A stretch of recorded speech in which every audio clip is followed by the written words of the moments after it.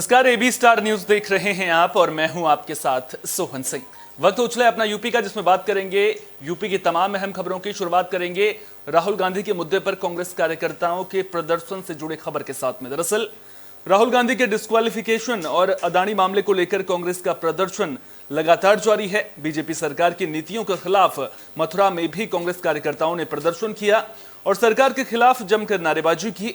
NSUI और युवा कांग्रेस कार्यकर्ताओं ने सरकार का पुतला फूंकने की भी कोशिश की, लेकिन पुलिस ने कांग्रेस कार्यकर्ताओं को पहले ही हिरासत में ले लिया। मोदी सरनेम केस में राहुल गांधी को सजा मिलने और उसके बाद राहुल गांधी की संसद सदस्यता जाने से कांग्रेस कार्यकर्ताओं में नाराजगी देखने को मिल रही है। कांग्रेस कार्यकर्ता केंद्र सरकार पर राहुल के खिलाफ राजनीतिक साजिश रचने का आरोप लगा रहे हैं। साथ ही पीएम मोदी और अदानी के रिश्ते को लेकर भी लगातार सवाल खड़े कर रहे हैं।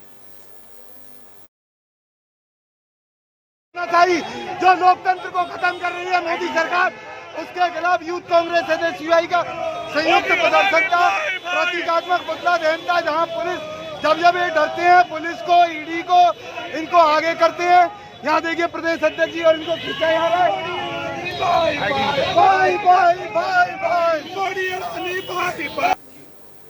समाजवादी पार्टी के राष्ट्रीय सचिव राम आश्रय विश्वकर्मा बीजेपी सरकार पर जमकर बरसे। औरैया पहुंचे समाजवादी पार्टी के राष्ट्रीय सचिव राम आश्रय विश्वकर्मा योगी सरकार पर जमकर बरसे। उन्होंने कहा कि योगी सरकार में कानून व्यवस्था ठप हो चुकी है और योगी सरकार में विश्वकर्मा समाज का सबसे ज्यादा उत्पीड़न हो रहा है। इस दौरान सपा नेता ने रामचरितमानस विवाद को लेकर स्वामी प्रसाद मौर्य का समर्थन भी किया। उन्होंने कहा कि पूरी रामचरितमानस का विरोध नहीं, बल्कि सिर्फ उस चौपाई का विरोध है और आज के समाज में उस चौपाई को स्वीकार नहीं किया जा सकता है। बीजेपी सरकार की खामियां गिनवाते हुए उन्होंने दावा किया कि यूपी में सभी 80 सीटों पर सपा बीजेपी को हरवाएगी।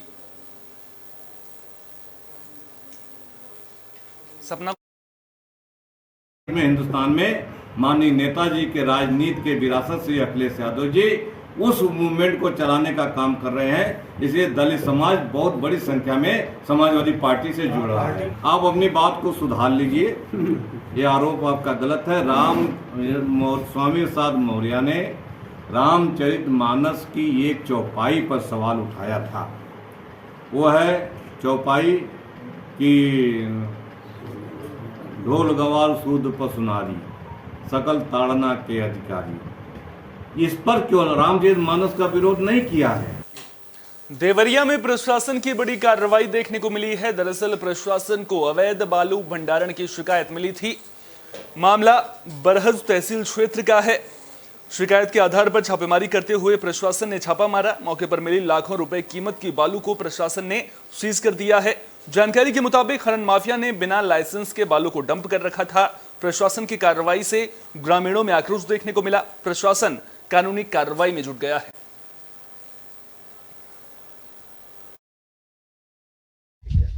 एक्चुअली जिसके नाम से वहाँ पे बालू भंडारण कोई हमारा ये स्थान होता है, इसके लिए लाइसेंस लेना पड़ता है। ऑनलाइन आवेदन करेंगे। आवेदन के पश्चात जब लाइसेंस मिल जाता है तो भंडारण कोई भी कर सकता है जिसको लाइसेंस हो। वहाँ पे जो भंडारण है वो इलीगल तरीके से, किसी को लाइसेंस भी नहीं है। और अभी पता चला पैना में जो भूमधरी जमीन का पट्टा हुआ है, वहीं से वो बालू इकट्ठा किया गया है। सर कितना सीज हुआ है? लगभग 1000 घन मीटर। अभी माइंस अधिकारी ने बताया कि 1000 घन मीटर। बुलेटिन में बात झांसी के गुड़सराय की, जहां महावीर जयंती के मौके पर बाइक रैली निकाली गई है। इस दौरान जैन समुदाय के लोग सिर पर पगड़ी बांधकर और हाथों में धर्म ध्वजा लेकर नगर के प्रमुख चौराहों से निकले। दिगंबर जैन मंदिर में रैली का समापन हुआ। बता दें कि इस मौके पर महावीर पार्क में मुफ्त नेत्र शिविर का भी आयोजन किया गया था। वहीं शोभा यात्रा की रौनक देखते ही बन रही थी। जैन समाज के घरों और दुकानों में भगवान महावीर की आरती की गई। बच्चे और महिलाएं खास पोशाक पहनकर नृत्य करते नजर आए।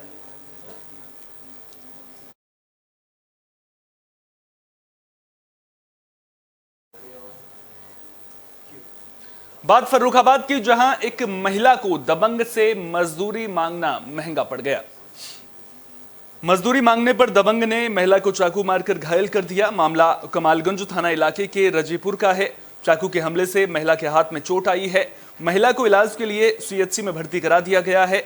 जानकारी के मुताबिक महिला ने दबंग के खेत में काम किया था, लेकिन जब उसने मजदूरी मांगी तो दबंग ने उस पर चाकू से हमला कर दिया। सुदीप ने। सुदीप ने, ये कहाँ के रहने वाले हैं? ये फरकाबाद के रहने वाले हैं। कौन है ये? सुदीप माली हैं। माली हैं। माली हैं। तो इनकी बरिया नगरा में बहन है। तो इनके चाकू किस बात पे मारा है? ये पैसे मांगने गई थी। कितने पैसे थे इनके? कितने पैसे थे? लगभग 3000 रुपए। फिर पैसे दिए नहीं उनने? पैसे नहीं दिए, चाकू मार दिया। चाकू मार दिया। तो आपको ये जानकारी मिली? आपको किसने बताया, कैसे जानकारी मिली? अरे वहाँ पे हम खड़े थे ना। हाँ, आपके सामने चाकू मारा है? हाँ, हमको 2-4 लड़के खड़े थे वहाँ प्लेटफार्म पे। वहाँ पे गाजियाबाद की सुहानी गेट थाना पुलिस को बड़ी कामयाबी मिली है। पुलिस ने मोबाइल छिनतई गिरोह का पर्दाफाश कर दिया है। 4 आरोपियों को गिरफ्तार किया गया है, जिनके कब्जे से लोगों से छीने हुए 12 मोबाइल फोन बरामद किए गए हैं।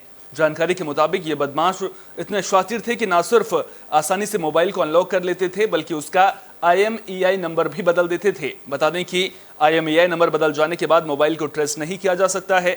जानकारी के मुताबिक गिरोह का सरगना समीर है, जिसने YouTube से IMEI नंबर बदलना और फोन को अनलॉक करना सीखा था, जिसके बाद और युवकों को भी समीर ने अपने गिरोह में शामिल कर लिया था। ये लोग दिल्ली NCR में लोगों से मोबाइल छिनतई की वारदात को अंजाम देते थे और उसके बाद डिवाइसेस की मदद से ना सिर्फ उसको अनलॉक कर लेते थे, बल्कि उसका IMEI नंबर भी बदल लेते थे। यानी कि अगर किसी का मोबाइल चोरी हो जाता है, किसी से मोबाइल छीन लिया जाता है और वो अपने मोबाइल को वापस पाने के लिए पुलिस थाने में गुहार लगाता है, तो उसके लिए वो मोबाइल वापस मिलना मुश्किल हो जाता है, क्योंकि उस मोबाइल का IMEI नंबर ये लोग बदल देते थे। ये 4 अभियुक्त गिरफ्तार हुए हैं, निशान, गौरव, समीर और किशन। इनके ये बेसिकली मोबाइल लूट की घटना करते थे।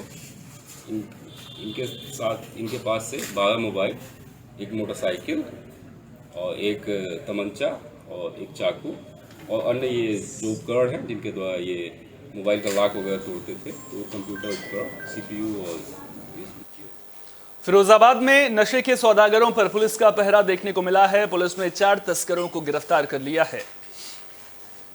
SOG टीम और सिरसागंज थाना पुलिस ने नशे के सामान की तस्करी के आरोप में 4 लोगों को गिरफ्तार किया है। गिरफ्तार आरोपियों में से एक मुस्लिम मियां नेपाल का रहने वाला है। वहीं गिरोह में शामिल एक महिला सदस्य बिहार की रहने वाली है। बाकी 2 तस्कर उमेश राठौर और अरबाज आगरा के निवासी हैं। जानकारी के मुताबिक नेपाल का रहने वाला मुस्लिम मियां उमेश और अरबाज को बिहार नेपाल बॉर्डर से चरस भेजता था, जिसे उमेश और अरबाज NCR में सप्लाई करते थे।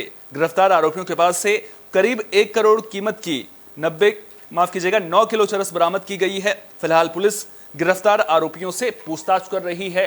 ये जानने की कोशिश कर रही है कि आखिर उनका नेटवर्क कितना बड़ा है, वो कहां पर नशे के सामान की सप्लाई करते थे, क्या गिरोह से जुड़े हुए और लोग भी हैं जिनकी गिरफ्तारी होनी बाकी है। तो तमाम सवालों को लेकर पुलिस की टीम आरोपियों से पूछताछ कर रही है, ताकि जो बाकी आरोपी हैं, गिरोह से जुड़े बाकी लोग हैं, उनका भी जल्द से जल्द उनको भी गिरफ्तार कर लिया जाए। एक इंटरनेशनल गैंग है जिसके 4 मेंबर्स को हम लोगों ने यहाँ पे पकड़ा है। इसमें हमारे जनपद फिरोजाबाद की SOG टीम और CO सिरसागंज की टीम, SHO सिरसागंज, इन सब लोगों ने मिलकर के इस गैंग को पकड़ा है। ये गैंग इंटरनेशनल गैंग है जिसमें एक सदस्य नेपाल का रहने वाला है और ये बिहार और नेपाल का जो बॉर्डर है उसके रास्ते ये लोग वहाँ से चरस लेकर और पूरे इस NCR के जो गैंग्स हैं, मेन गैंग्स, वहाँ पर सबको देते थे और सप्लाई करते थे। इसमें ये लोग जो एक नेपाल का रहने वाला है, मुस्लिम मियां नाम है उसका, वो यहाँ के जो आगरा के इसके कनेक्ट थे, वहाँ पर ला करके माल दिया था, जिसमें हम लोगों ने आगरा के 2 व्यक्तियों को पकड़ा है। एक मनीष राठौर है और एक औरैया से सड़क हादसे की खबर सामने आ रही है। दरअसल सड़क पार करते वक्त एक मजदूर अज्ञात वाहन की चपेट में आ गया था। हादसे में मजदूर की मौत हो गई है।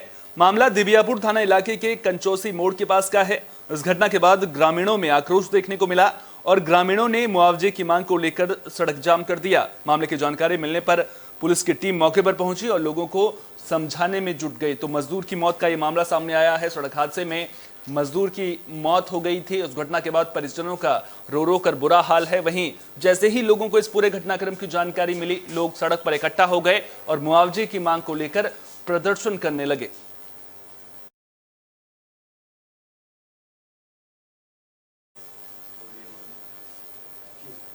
बागपत में रफ्तार का कहर देखने को मिला है। सड़क हादसे में एक युवक की मौत हो गई है। तो तेज रफ्तार ट्रक की चपेट में आने से एक युवक अरविंद की मौत हो गई। वहीं कुछ लोग बाल बाल बच गए। इतना ही नहीं, तेज रफ्तार ट्रक ने सड़क किनारे खड़ी कार और बाइक में भी टक्कर मार दी।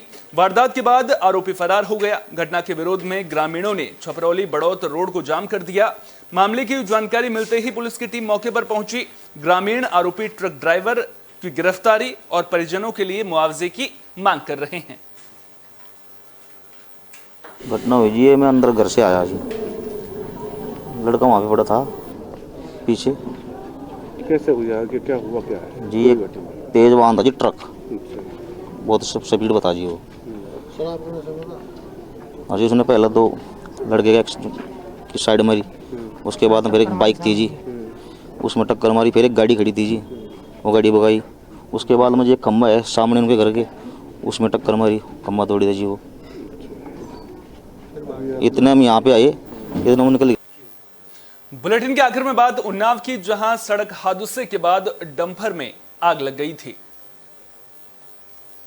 तो उन्नाव में डंपर ने सड़क किनारे खड़े दूसरे डंपर में टक्कर मार दी। हादसा उन्नाव के बसीरतगंज में कानपुर लखनऊ रोड पर हुआ। हादसे के पीछे NHAI की लापरवाही बताई जा रही है। जानकारी के मुताबिक एक डंपर का टायर खराब होने के बाद सड़क किनारे टायर बदला जा रहा था, तभी दूसरे डंपर ने खड़े डंपर में टक्कर मार दी। हादसे के बाद डंपर में आग लग गई थी, जिसमें ड्राइवर और कंडक्टर झुलस गए। हादसे में एक की मौत हो गई है, वहीं दूसरा घायल हो गया है। तस्वीरों के जरिए भी आप देख सकते हैं किस तरह से टक्कर के बाद डंपर में भयानक आग लग गई थी, जिसे मौके पर मौजूद लोगों की मदद से बुझाया गया। ये आग इतनी जबरदस्त थी कि इसकी चपेट में ड्राइवर और कंडक्टर दोनों आ गए थे, जिनमें से एक की मौत हो गई है।